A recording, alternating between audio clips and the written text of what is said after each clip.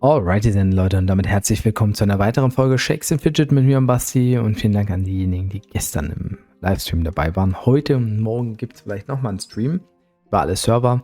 Auf jeden Fall sehr viel Spaß gemacht und ich möchte jetzt auf vielen Servern die Held-Tokens abholen, wo ich sie eben noch nicht vorher abgeholt habe. Und zwar fangen wir mal an mit Server 7. So, geht weiter? Ne, braucht man nicht. Elevator. Schauen wir uns mal an. Wir wollen noch mal über das Ergebnis sprechen. Man sieht, ich bin jetzt hier Rang 17 mit 202 Best auf 182. Das ist auf jeden Fall ein Anzeigefehler. Ich hatte die 202 auch hier final durchgespielt. 55.696 Held-Tokens. Wir sind mit der Gilde wieder auf Rang 3 gekommen und wir werden das auch gleich nochmal vergleichen. Und ja, wir claimen mal und schauen, wie gut der Stein ist. Wie gut ist der Stein? 791, er ist nicht besser als der Stein, den ich habe, aber besser als viele andere Steine, die ich habe. 552 hier zum Beispiel. 504, ja, dann let's go. Gehen wir natürlich rein. Die Elevators spielen also weiter, versuchen weiter auf Rang 1 zu kommen. Wir werden gleich mal uns auch anschauen, wo die Elevators insgesamt gestanden sind. Dann schauen wir mal auf Server EU3 rein, wie es dort aussieht. Da bin ich ja bei Reibekuchen reingejoint. Wir waren teilweise anfangs fast in Richtung Top 25. Das hat sich jetzt um 20.000 Held-Tokens. Also das ist eigentlich echt nicht viel, wenn man bedenkt, wie alt der Server ist.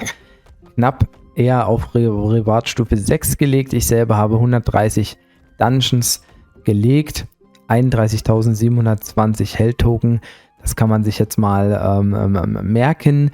Mehr waren leider nicht drin. Ich habe auch viel Schokolade gefressen, aber es hat halt nicht gereicht. Und hier bin ich natürlich auch mal gespannt. Das ist der zweite legendäre Stein, theoretisch, aber der erste, den wir da hatten auf dem Server, der war halt wirklich sehr alt. Und ja, beziehungsweise gab es ja mittlerweile auch einen legendären Dungeon, stimmt. Nein, das ist ja schon alles ein bisschen länger her, aber der ist doch sehr schmackhaft. Den nehmen wir definitiv hier mit rein. Und auch auf Server EU4 wollen wir mal gucken. Da sind wir mit der Undead Army Rang 8 geworden. Auch sehr, sehr knapp hinter Singularity. Aber das passt grob, weil das halt auch die Gilden sind, sage ich mal, mit Singularity, die auch um die Platz 8 in der Ehrenhalle kämpfen. Also da sind wir im Moment sogar einfach stärker. Am Elevator hat es nicht ganz gereicht. Das ist sehr, sehr knapp. Und ja, da holen wir uns natürlich auch ganz gerne die ganzen Metalle mit, vor allen Dingen. Und ja, haben hier einen 436er Gem, der auch sehr lecker ist. Eigentlich würde ich ja gerne die Ausdauer-Gems, aber ja, wir werden ja hoffentlich auch nochmal einen neuen Orangenstein finden. Der muss natürlich in die Waffe reinkommen für die Undead Army. Hier kann man auch nochmal gucken, dass ich mit 124 natürlich zum Beispiel auch, ja, hier sieht man doch ein bisschen der Unterschied, den die Schokolade ausmacht. Tendenziell oder die Ränge, die man halt gespielt hat. Na, aber nach dem ersten Tag haben wir uns das auch schon angesehen. Das macht schon ein paar tausend Held-Tokens aus. Ja, das Schokolade fressen. Ne? Sehr geil. Ja, da wollen wir natürlich noch auf S41 gucken. Auf Main Char. Dort sind wir wieder Zweiter mit Welten im Wandel. Über 3 Millionen Held-Tokens erreicht. Dazu muss man sagen, dass es zumindest beim letzten Mal einen Elevator gab, da konnte man einen Tag länger spielen. Dadurch ja, werden wir gleich sehen, dass die Gildenergebnisse oftmals schlechter waren als vorher. Ja, hier ist natürlich das Gold und gerade auch die Kristalle sind jetzt hier auch sehr gerne gesehen, im Verhältnis auch 106.000. Könnte noch mehr sein, aber nimmt man trotzdem gerne mit. Und auch hier ist der Stein wirklich sehr gut, aber nicht bestmöglich. Trotzdem 1000, doch, es ist fast genau, das ist der beste Stein, den ich habe. 1398 ist, glaube ich, der schwächste, deshalb nehmen wir den auf jeden Fall hier rein. Da freut sich der Assassine, aber hier ist auch vor allen Dingen sehr interessant. Hier habe ich zum ersten Mal über 100.000 Held-Tokens erfarmt und ja, hier stehe ich bei 277 am Ende, das stimmt auch nicht, ich war bei 297. Ich habe die letzten Tage nicht mehr auf mein Bestes gespielt, 302 war mein Bestes. Habe ich am letzten Tag nicht gemacht, weil ich halt wirklich auch echt viele Pilze hier in den Elevator gesteckt habe und teilweise nicht mehr so viele Pilze auf dem Chart drauf habe. Und dennoch zum ersten Mal über 100.000 Held-Tokens geschafft auf einem Char. Ein Meilenstein natürlich weiterhin auf dem Assassin, der mir doch sehr gut gefällt. GZ aber auch an Crit Happens, die haben 300.000 Held-Tokens nochmal mehr geschafft. Das ist schon wirklich, wirklich krass. Und man muss mal schauen, dass es wieder natürlich eine neue Ranking-Liste gibt, die der Timotep mitmacht. Das wusste ich noch gar nicht. Timotep war bei mir auch im Stream gewesen. Auf jeden Fall nice. Die beste Gilde mit 5,5 Millionen Held-Tokens. Wenn man überlegt, ich habe über 100.000 Held-Tokens geschafft. Insgesamt bei 50 Leuten, die das auch schaffen, wäre man noch nicht automatisch bei 5,5 Millionen. Also das ist unreal, was die da gemacht haben. Ist krass. Und hier steht halt da Minuspunkte zum letzten Mal bei fast allen Gilden. Hat eben, wie gesagt, damit zu tun, dass man einen Tag weniger spielen konnte. Wiederum sieht man, dass S1D und W50 international die stärksten Server overall sind. S1 Ungarn auch sehr, sehr stark. War mir gar nicht so bewusst, dass der Server so gut ist. Hat da Zombie auch schon wieder seine Finger im Spiel? Ich weiß nicht. W1 Int, okay, das war klar, dass der relativ stark ist. Wir haben auch F1 Int dabei mit 6 Gilden, die über 2 Millionen Held-Tokens generiert haben. Dann kommt W47, krass, und auch W52. Interessant, W53, da ist, glaube ich, die Tavernenflotte, die zweite Legion dabei. W60 natürlich auch mit dabei, relativ stark. Und hier hinten kommen auch noch ein paar andere Server. Wir sehen Server 7, die ist nicht mehr dabei von den Elevators. Ja, ist echt stark. Und da kommen wir mal zu der Liste, die ich jetzt für meine Gilden erstellt habe.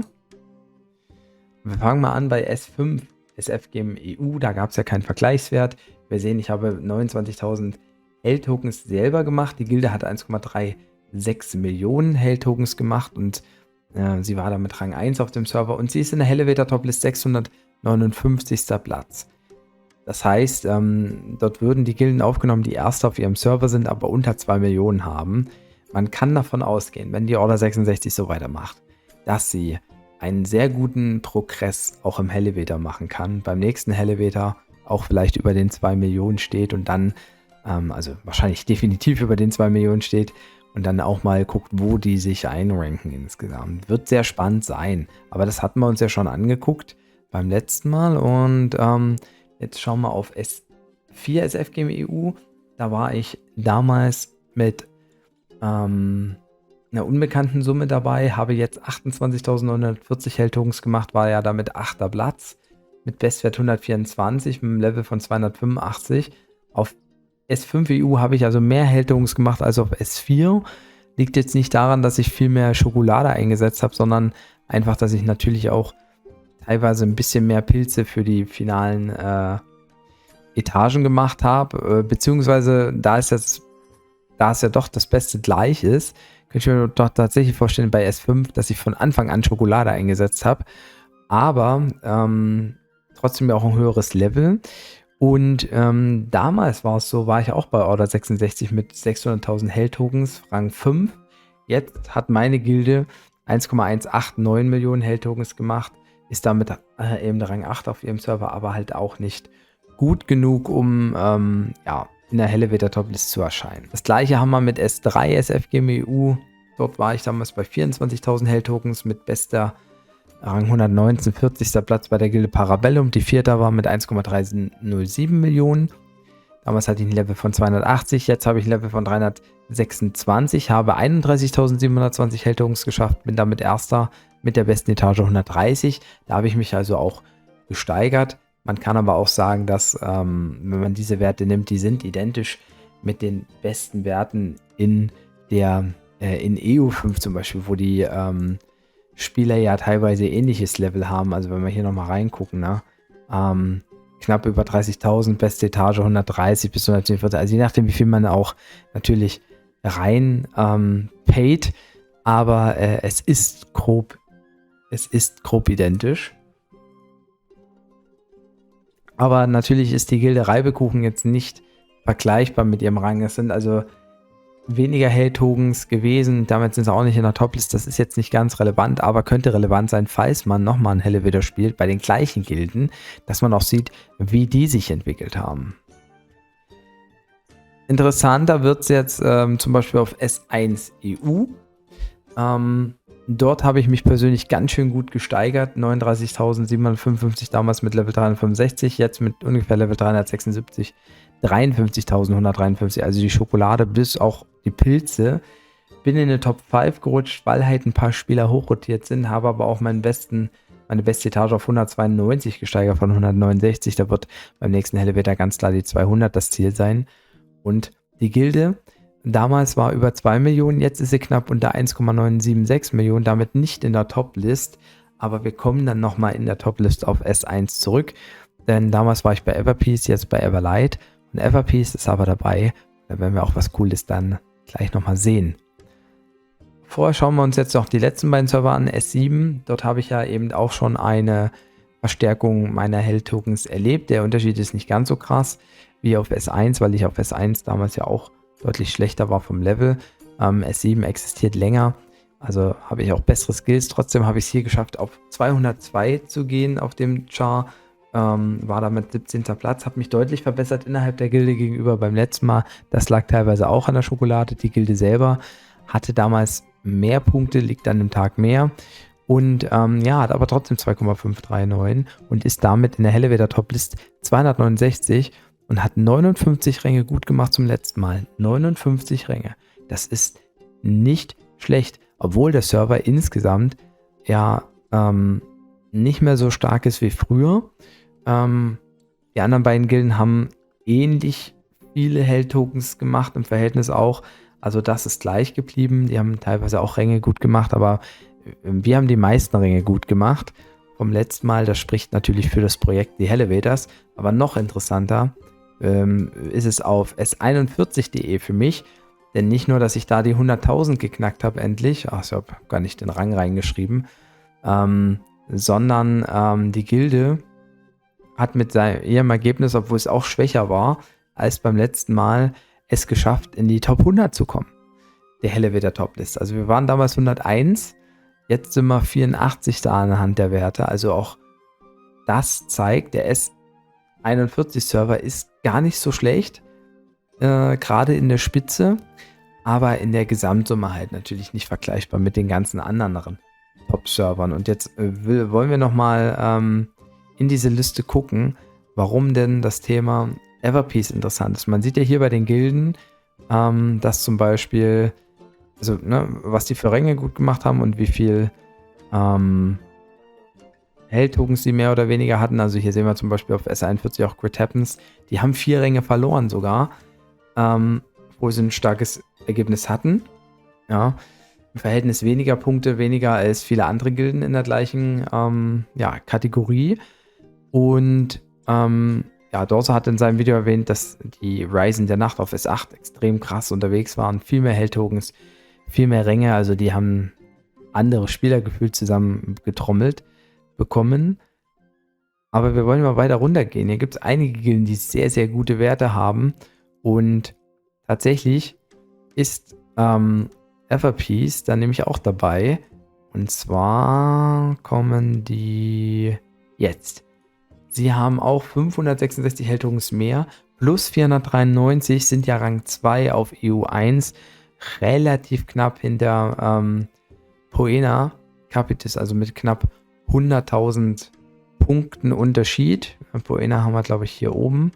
Genau, auch die haben richtig gut Ränge gemacht und auch im Plus, also auch sehr starkes Ergebnis. Aber Everpeace hat natürlich ein paar Spieler von Everlight rotiert. Es ist ja eine 150-Mann-Gilde. Das heißt, die haben schon auch probiert zu gucken, ja, wo können wir denn hin? Und haben gezeigt, dass wenn solche Gilden, die sie tatsächlich über eigenständige Gilden laufen, aber wenn man dann die Member fusioniert, was ja nicht jetzt ein Abwerben ist, sondern es gehört ja alles irgendwo zusammen, dass die im Ergebnis extrem aufbauschen können. Es gab eine Gilde, die hat, glaube ich, noch mehr Ränge gut gemacht auf ihrem eigenen, also auf dem Elevator-Server insgesamt.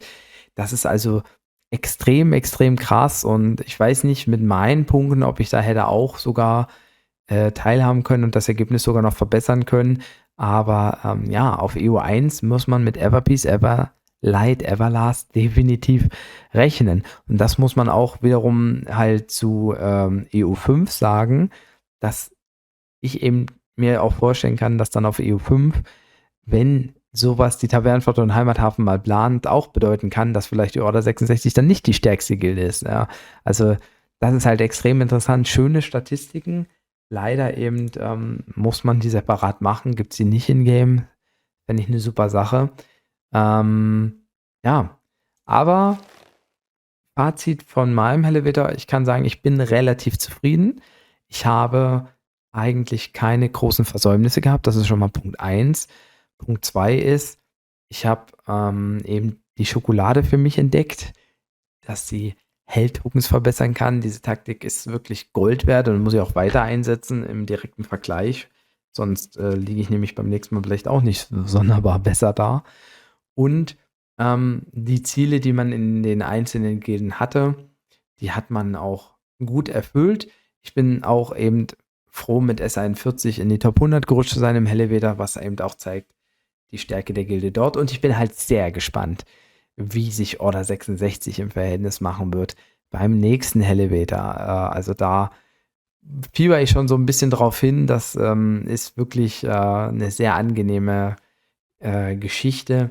Ja, und das ist ja das Schöne auch am Helleweter, dass er eben auch zeigt, welche Server insgesamt relativ stark sind, wenn man überlegt, wie viele Gilden gelistet waren über Top 200. Ne? Also W50 ist da immer das beste Beispiel, aber auch S1 Ungarn hat mich ja überrascht, zum Beispiel mit den Werten. Deshalb finde ich diesen Helleweter wirklich als sehr, sehr rundum gelungenes Event. Das war's dann von mir. Ich hoffe, der Part hat euch gefallen. Würde mich freuen, wenn wir uns halt im Livestream auch sehen, wenn es passt. Macht's gut und ciao. Ich bin schon ein bisschen müde.